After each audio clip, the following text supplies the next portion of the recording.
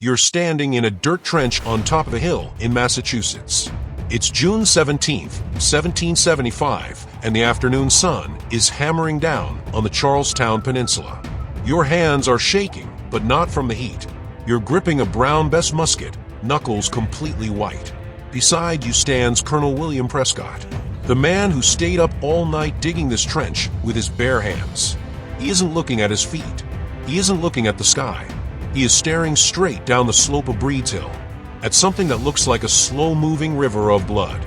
2,000 British regulars, in perfect rows, scarlet coats gleaming in the afternoon sun, bayonets fixed, a forest of steel that blinds you when the light hits it right. They are the finest infantry on the planet. They have conquered empires from India to the Caribbean. They are not running. They are not hiding. They are walking toward you with a terrifying mechanical certainty. They believe that as soon as they get close enough, you will do what every rabble does. Fire one panic shot and run for your lives. The man to your left is a shoemaker from Boston.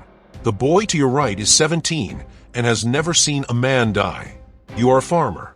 You have spent your life fighting rocks in the soil and harsh New England winters. You have never fought a professional army in your life. And right now it feels like you brought a knife to a cannon fight. Prescott moves down the line. He doesn't give a speech about liberty or glory. He gives you a math lesson. His voice is low, gravelly, and completely certain. Do not fire until you see the whites of their eyes. To understand why that order was not suicide, you need to understand the weapon in your hands. The Brown Bess is a smoothbore musket. There is no rifling in the barrel to spin the ball. When you pull the trigger, the lead ball bounces down the barrel like a pinball. By the time it exits the muzzle, it could go almost anywhere. At 150 yards, a Brown Bess is practically a toy. You could aim directly at a man and miss him completely. Wind moves the ball. Gravity drops it. At 150 yards, you are wasting powder and nothing else. And here is what makes your stomach drop. The Americans on Breed's Hill have enough gunpowder for maybe 3 shots each. That is it. 3 shots between 1,200 farmers and the most powerful army on earth.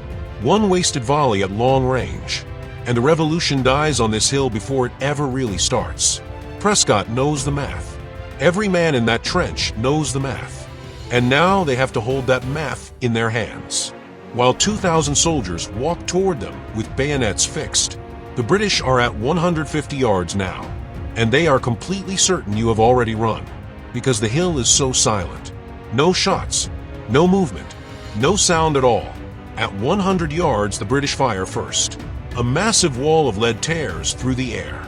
The sound hits your chest like a physical blow. Smoke begins to choke the entire hillside.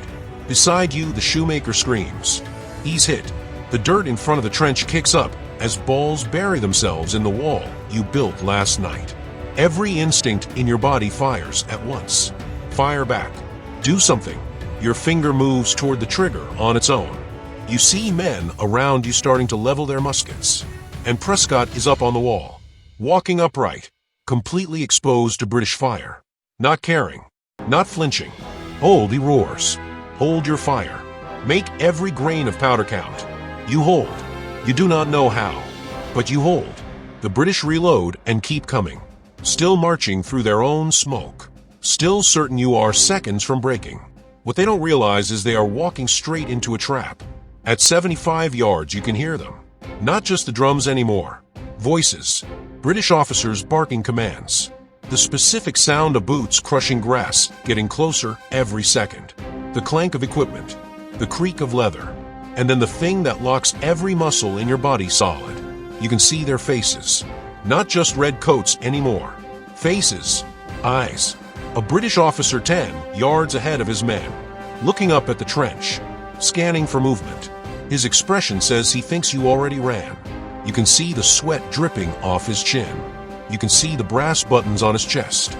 You can see the contempt in his eyes. He thinks you're a coward. He thinks this is already over. The salt air off Boston Harbor is in your mouth. Your heartbeat is so loud you can feel it in your jaw. The boy to your right is shaking so hard his equipment rattles.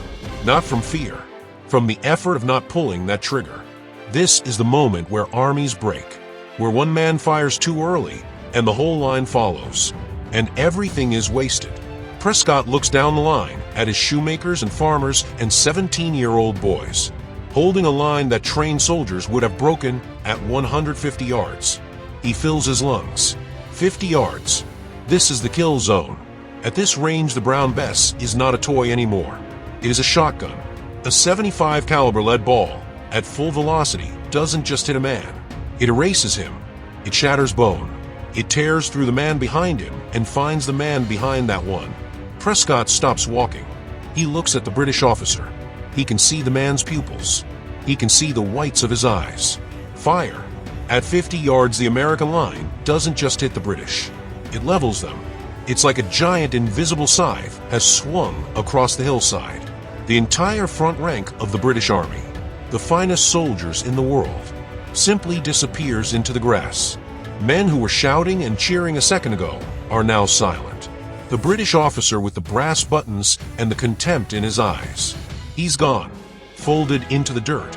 The smoke is so thick you can't see the sun anymore.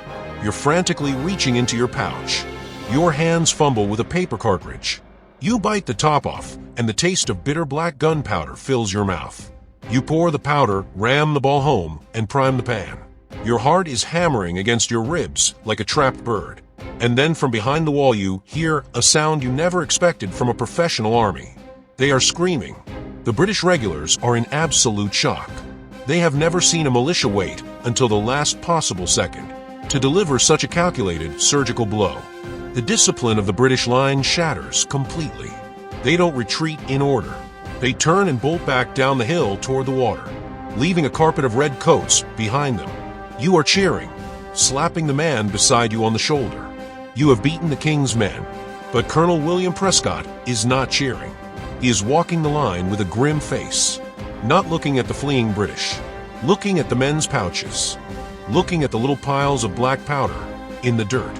Check your horns, he commands. Report your rounds. You reach into your pouch. Your fingers hit the bottom of the leather bag. 2 cartridges. That's it. 2. The realization hits you like a bucket of ice water. You started this fight with maybe 15 rounds. Some men had less. Every shot you fired in that first volley was a piece of the revolution you cannot get back. The American army had almost no gunpowder in reserve. This was not a supply problem. It was a disaster that was always coming. Down at the base of the hill, the British are not leaving. They are not getting back on their ships.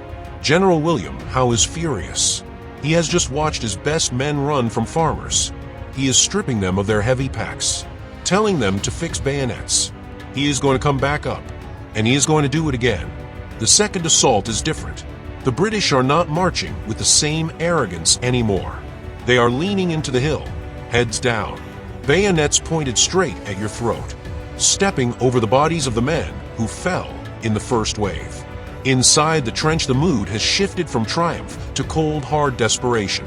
Prescott knows exactly what is coming. He knows you only have enough powder for 1, maybe 2 more volleys.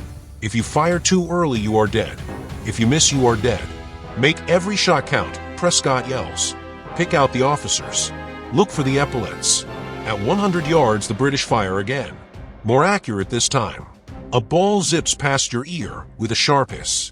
The 17-year-old boy to your right slumps against the dirt wall. He doesn't make a sound. You don't have time to mourn him.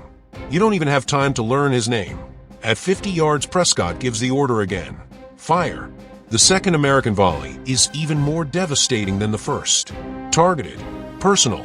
British officers falling in droves. Captains, lieutenants, even Howe's own aides, being cut down by farmers behind a dirt wall. The British advance stalls completely.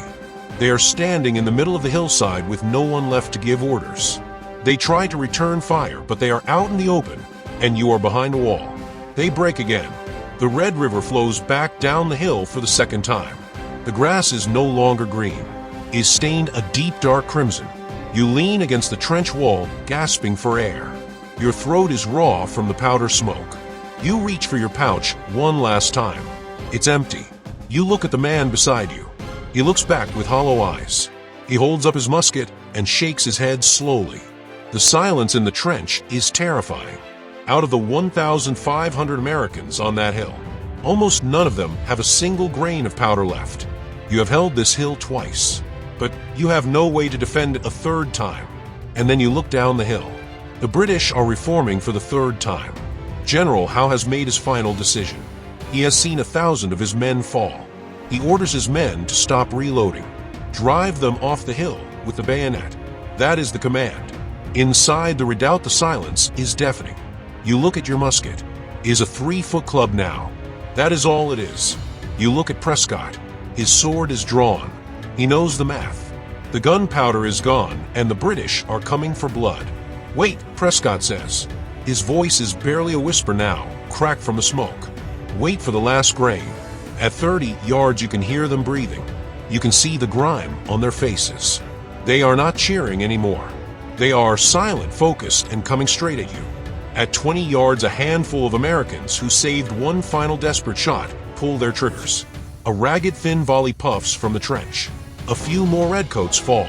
The line doesn't even flinch. They step over the bodies and keep coming. At 10 yards, they hit the wall like a wave. What happens next is not a battle anymore. It is a brawl in the mud. There are no whites of their eyes now. Only the whites of knuckles as you swing your empty musket like a sledgehammer. Peter Salem is in the middle of it. A man who was once enslaved, now fighting for a freedom the world hadn't even fully defined yet. He levels his musket at British Major John Pitcairn, the officer who gave the order to fire at Lexington.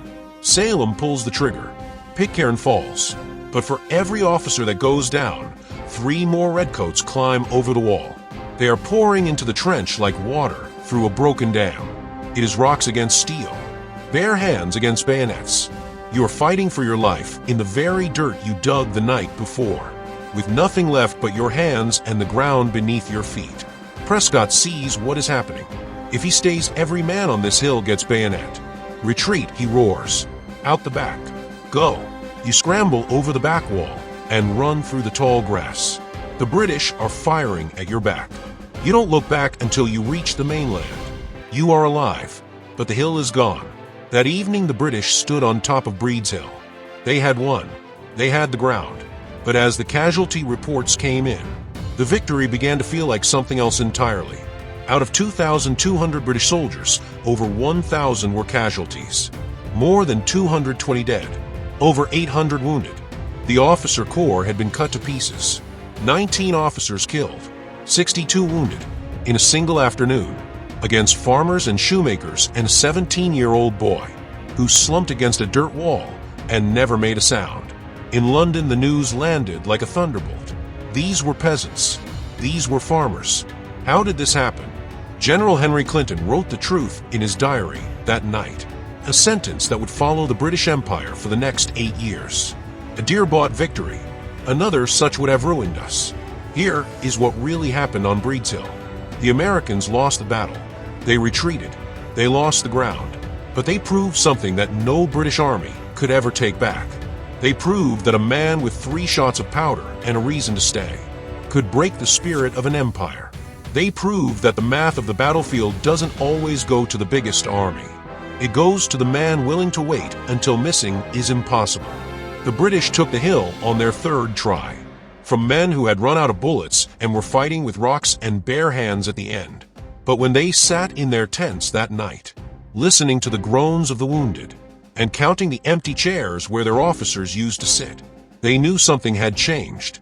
They could take a hill, but they could never break the men who held it. The British took the ground that day, but the Americans took the future.